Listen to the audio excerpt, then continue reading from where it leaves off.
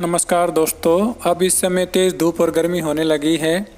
मई जून में ये और भी बढ़ेगी। हमें अपने पौधों की अधिक देखभाल करनी पड़ेगी, तो ही हमारे पौधे अब गर्मी से बच पाएंगे।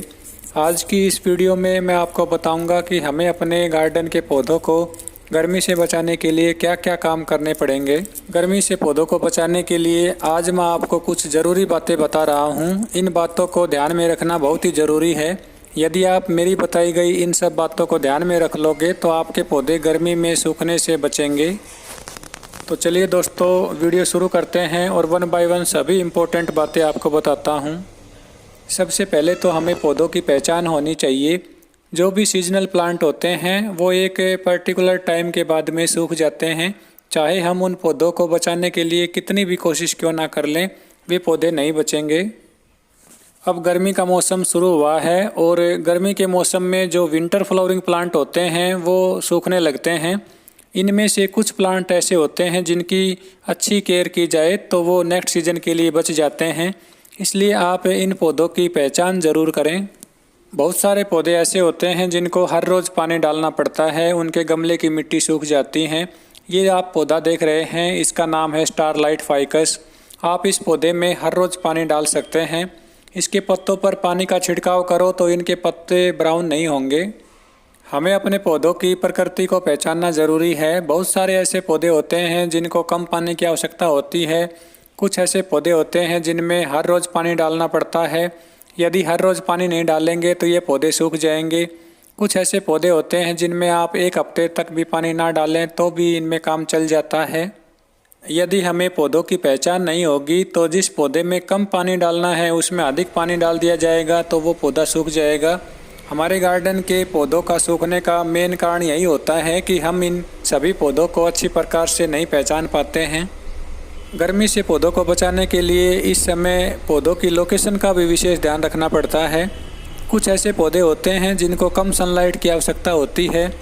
कुछ ऐसे भी पौधे हैं जिनको आप पूरे दिन भर की सनलाइट में रखोगे तो उनकी अच्छी ग्रोथ होगी। अलग अलग पौधों की सन रिक्वायरमेंट अलग अलग होती है। यदि हम पौधों के अकॉर्डिंग इनकी लोकेशन रखें तो ये पौधे हर मौसम में सर्वाइव कर पाएंगे। जब भी किसी पौधे को उसकी रिक्वायरमेंट के हिसाब से टेम्परेचर और सनलाइट नहीं मिलेगी तो ये पौधे सूखने लगेंगे। अब गर्मी के मौसम में पौधों को बचाने के लिए आप इनकी लोकेशन का विशेष ध्यान रखें। इसी प्रकार अलग अलग पौधों को उनकी वाटर रिक्वायरमेंट के हिसाब से पानी दिया जाता है। अक्सर हम क्या करते हैं कि सुबह या शाम के समय जब हम अपने गार्डन में पौधों को पानी देते हैं तो ये नहीं देखते हैं कि कौन सा पौधा है। शुरू से लास्ट तक जो भी पौधे हमें दिखाई देते हैं उन सभी पौधों में पानी डाल देते हैं।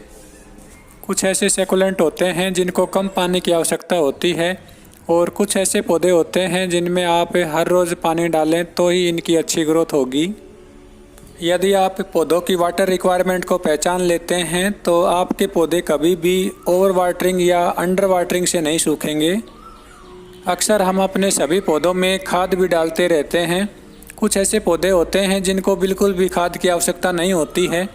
कुछ ऐसे हैवी फीडर प्लांट होते हैं जिनको अधिक खाद की आवश्यकता होती है, मगर हम रेगुलरली सभी पौधों में खाद डाल देते हैं।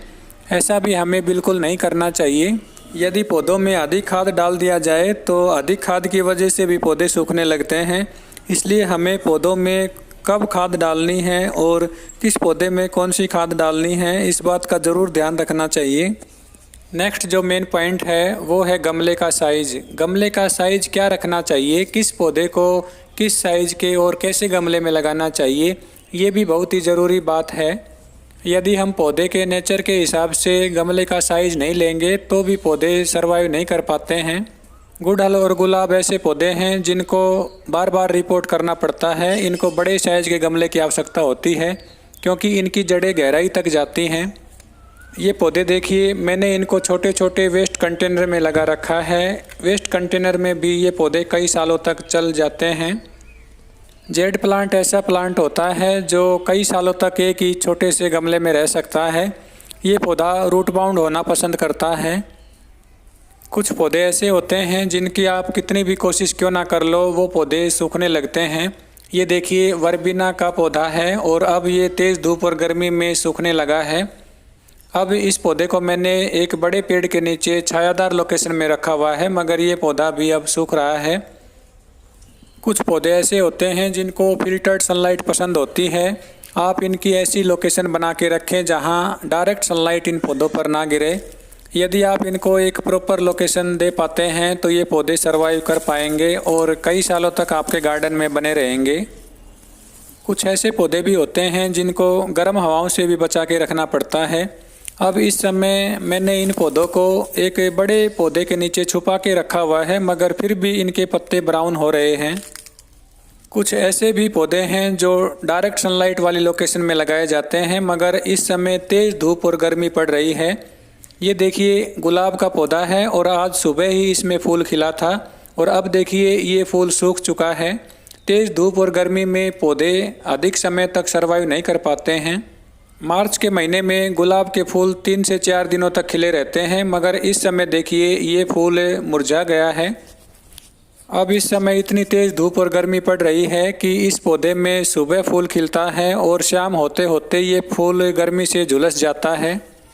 यही कारण है कि अब इस समय गर्मी के मौसम में गुलाब के फूलों की फ्लावरिंग कम हो गई है। अब आप गर्मी के मौसम में अपने पौधों की अधिक देखभाल करें। आई होप आपको ये वीडियो अच्छी लगी होगी। यदि आपको ये वीडियो अच्छी लगी हो तो वीडियो को लाइक ज़रूर करें। वीडियो में लास्ट तक बने रहने के लिए आप सभी दोस्तों का बहुत बहुत धन्यवाद। Thank you.